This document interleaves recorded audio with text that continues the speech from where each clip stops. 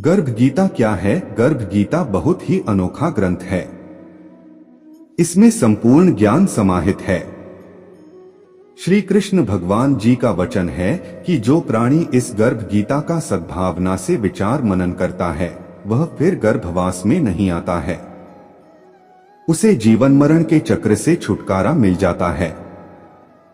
वह आत्मा फिर से कभी गर्भ धारण करके जन्म नहीं लेती है।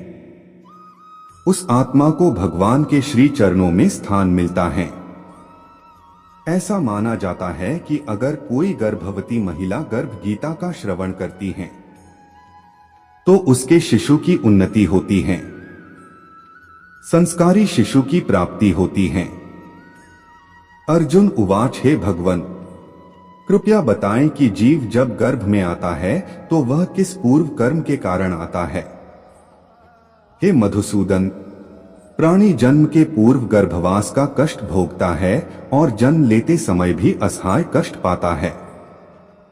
इसके उपरांत वह संसार में रहकर रोग पीड़ा भोगता है।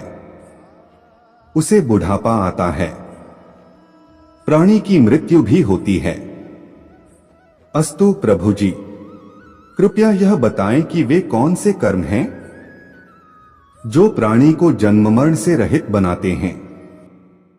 श्री भगवान उवाच, हे अर्जुन, जन्म मरण का बंधन उन प्राणियों की नियति है जो संसार में लिप्त रहते हैं। ऐसे प्राणी संसार में अनुरक्त रहते हैं, अर्थात संसार के नश्वर पदार्थों से ही प्रेम करते हैं। वे संसारिक वस्तुओं की कामना करते हैं। प्राणी संसार की माया पाने की चेष्टा तो करता है परंतु मेरी भक्ति पर ध्यान नहीं देता। इसके कारण वह बारंबार और अनेक योनियों में जाकर जरामरण का दुरख उठाता है। अर्जुन उवाच, हे जनार्दन, संसारिक माया मोह से मुक्ति तो बहुत कठिन है। माया चित्त हर लेती है।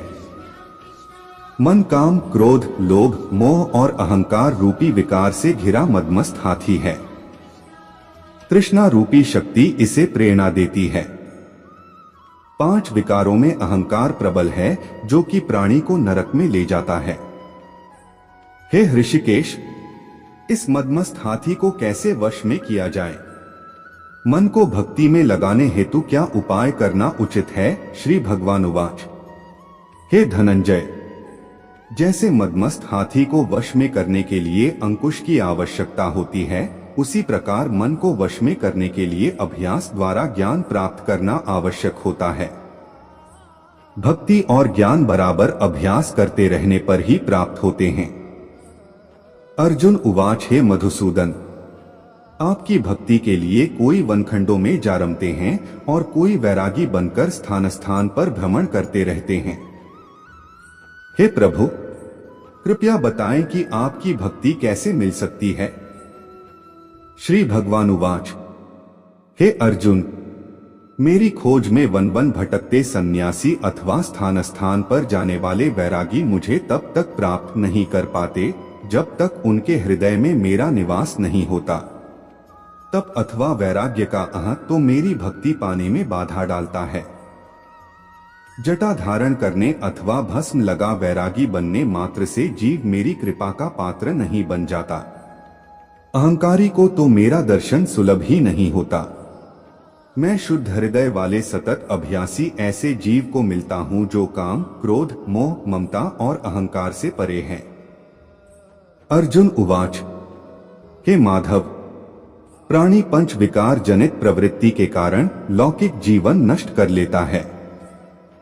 हे मुरारी, कृपया बताएं कि वह कौन सा पाप है जिसके कारण किसी व्यक्ति की स्त्री असमय मर जाती है। किन पापों के फलस्वरूप अल्पायु में पुत्र मर जाता है? कौन से पाप के कारण व्यक्ति वीर्यहीन हो जाता है? 9 स पाप फफारण व्यापक। श्री भगवान उवाच, किसी का लिया हुआ ऋण नहीं चुकाने वाला पति पत्नी हानि का दुहक उठाता है। उसी प्रकार किसी की धरोहर अमानत को न लौटने वाले का पुत्र अल्प आयु में मर जाता है। किसी को सहयोग सहायता का आश्वासन देकर भी समय आने पर सहयोग न करने वाला वीर्यहीन होता है। ये सब भयंकर पाप है जो स्त्री पुरुष एकाकी भोगते हैं। अर्जुन उवाच, हे दयानिधे, किस पाप के फलस्वरूप प्राणी सतत रोगी रहता है और किस कुकर्म के फलस्वरूप बोझा ढोने वाला जघन्य पशु बनता है। श्री भगवान उवाच, हे अर्जुन, कोई सौभाग्यकांक्षिणी कन्या को बेचने वाला सतत रोगी रहता है। अभक्ष्य भोजन और मादक द्रव्य का सेवन करने वाला अधम योनि में जन्म लेता है। झूठी गवाही देने वाला, भोजन बनाकर पंच कंबल कर स्वयं भोजन करने वाला बिल्ली और सुकर की योनि प्राप्त करता है। अर्जुन उवाच, हे प्रभु, इस संसार में जिनको आपने धन धान्य दिया है और उत्तम साधन दिए हैं तो उनका पुण्य क्या था। श्री भगवान उवाच, उत्तम रीति से सुयोग्य पात्र को स्वर्णादि दान करने वाला धन धान्य और वाहन आदि पाता है। सत्य सनातन वैदिक राति से सुयोग्य वर को विधिपूर्वक कन्या दान करने वाला उत्तम मानव योनि का अधिकारी बनाता है। अर्जुन उवाच, हे प्रभु, संसार में कोई तो सर्वांग सुंदर है और कोई कुरूप है। सो श्रेष्ठ स्वास्थ्य और स्वरूपवान शरीर किन पुण्यों से मिलता है। श्री भगवान उवाच, हे कौन्तेय, पुरुष का रूप स्वरूप नहीं गुण महत्वपूर्ण है, फिर भी आकर्षक देह संत विद्वानों की सेवा एवं निरंतर ज्ञान की आकांक्षा के फलस्वरूप मिलती है। अर्जुन उवाच, हे दयानिधि, प्राणी धन और सांसारिक सुखों से मोह क्यों रखता है। श्री भगवान उवाच, हे महाबाहु, अगर मेरी कृपा से प्राणी वंचित हो जाए तो धन दौलत और सांसारिक रूप आदि से प्रीति करने लगता है। यह सब नाशवान है। विवेकी साधक को इसे दूर रहना चाहिए। जो व्यक्ति सांसारिक व्यामोह से मुक्त हो काशी, हरिद्वार, अवंतिका, अयोध्या आदि पवित्र स्थलों के दर्शन और मेरी निष्काम भक्ति करता है, वह राजा जैसी संपन्नता और ज्ञान प्राप्त करता है। इसी प्रकार विनम्र भाव से दान गुप्त करने वाला, कामना रहित होकर दूसरों की सेवा करे वाला सदा अपनी आवश्यकतानुसार धन पाता है। उसकी काया निरोगी रहती है। अर्जुन उवाच, हे प्रभु, प्राणी में रक्त विकार, खंड वायु, अंधा अथवा पंगुता का कारण क्या है, बताने की कृपा करें। श्री भगवान उवाच, हे धनंजय, मेरी भक्ति से परे माया लिप्त, नशे व्यसनों में रत रहने वाला, क्रोधी, रक्त विकार, आलस्य में डूबे दरिद्री, शील संयम रहित खंड वायु जैसे रोग से ग्रस्त होते हैं। पतिव्रत धर्म का उल्लंघन करने वाली स्त्री और संयम रहित पति में पंगुता, ज्योतिहीनता आती है। अर्जुन उवाच, हे जगत गुरु, कृपा करके गुरु दीक्षा के विषय में भी कुछ बताएं। श्री भगवान उवाच, हे कौन्तेय, तुम धन्य हो और धन्य है तुम्हारी माता। तुम्हारा यह प्रश्न संसार के लिए कल्याणकारी है। हे पार्थ, संयमी और इंद्रियों को वश में करने वाला कोई सिद्ध पुरुष जो ईश भक्ति और परोपकार में लगा हो, गुरु रूप में धारण करें। अपने गुरु के मार्गदर्शन में मेरी आराधना कर व्यक्ति गुरु कृपा से मेरी भक्ति पाता है। ऐसे गुरु से विमुख प्राणी सप्तग्राम को मारने का पाप भोगता है। उसका मुख देखना भी पाप है।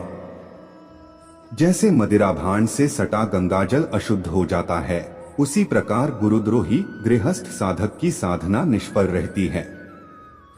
ऐसा व्यक्ति कुकर, सूकर, गर्दभ, काक आदि योनियों को पाता है। वह अजगर के समान आलस्य में डूबा तिरस्कार पाता है। आथ गुरु आज्ञापालक, साधनशील, व्यसनहित जीवन व्यतीत करना चाहिए। हे धनंजय, गुरु दीक्षा बिना साधक का उद्धार नहीं होता है। मेरी भक्ति की इच्छा करने वाले को गुरु धारण करना उत्तम है। जैसे नदियों में गंगा, व्रतों में एकादशी और जीवों में मनुष्य तन श्रेष्ठ है, उसी प्रकार साधक की सिद्धियों में गुरु कृपा श्रेष्ठ है। गुरु सेवा का फल अश्वमेध यज्ञ से भी अधिक फलदायी है।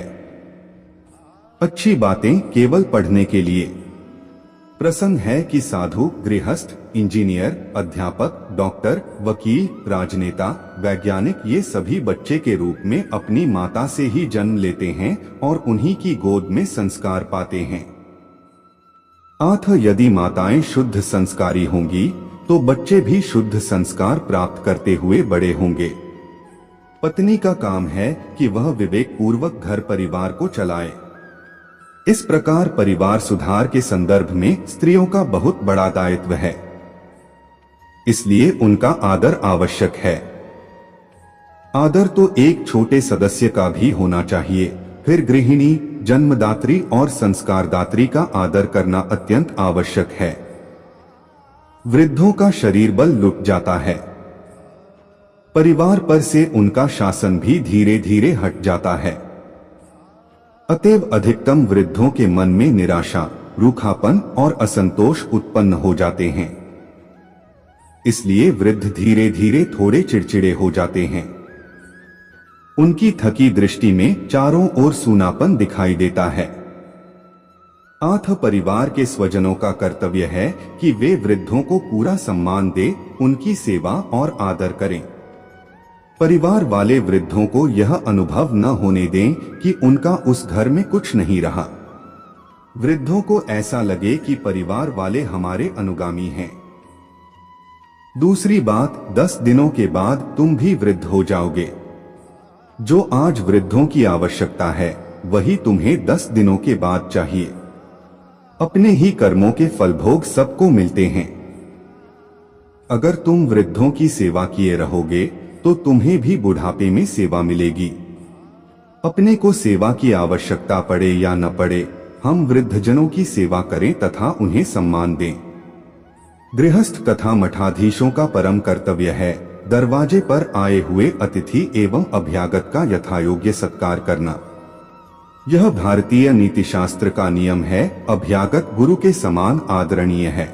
जहां अभ्यागत का आदर व सम्मान नहीं होता, वे परिवार तथा समाज ऊसर जमीन की तरह उन्नतिहीन हो जाते हैं। अतिथि सत्कार से सुकीर्ति और संपत्ति बढ़ती है। जहां शाम को इकट्ठे होने पर अपने विचारों और बातों को एक दूसरे के सामने नहीं रखते, एक दूसरे के सामने पड़ने पर गंभीर हो जाते हैं, एक साथ न भोजन करते हैं और न बैठते हैं, समझ लो ऐसे परिवार एवं समाज का विघटन शीघ्र होने वाला है।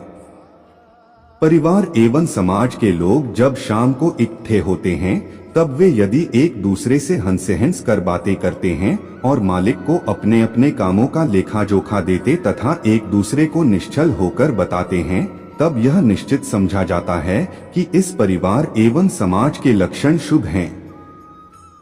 कोई व्यापार घाटे में चले तो यह कोई व्यापार नहीं है। व्यापार वही सफल है जिसमें मूलधन तो बना ही रहे किंतु मुनाफा में निरंतर वृद्धि होती जाए। अधिकतम लोगों का यह व्यापार घाटे में ही चलता है। अधेड़ अवस्था में जो कुछ प्रसन्नता शेष है वह सब भी बुढ़ापे में काफूर हो जाती है। इस प्रकार मानव जीवन रूपी व्यापार निरंतर घाटे में चलकर अंत में इसका दिवाला पिट जाता है।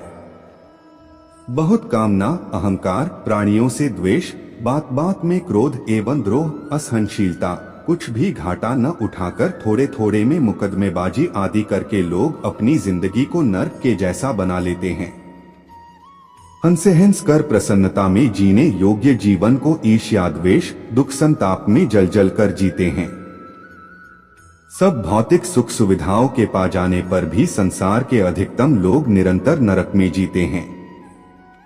ईर्ष्या, द्वेष, कलह, वैमनस्य, वैर, चिंता, मानसिक उलझन आदि से लोग निरंतर पीड़ित रहते हैं। मनुष्य के अंदर जितना स्वार्थ तीव्र होगा वह उतना ही राग द्वेष का शिकार होगा और ऐसा आदमी कभी शांत नहीं हो सकता।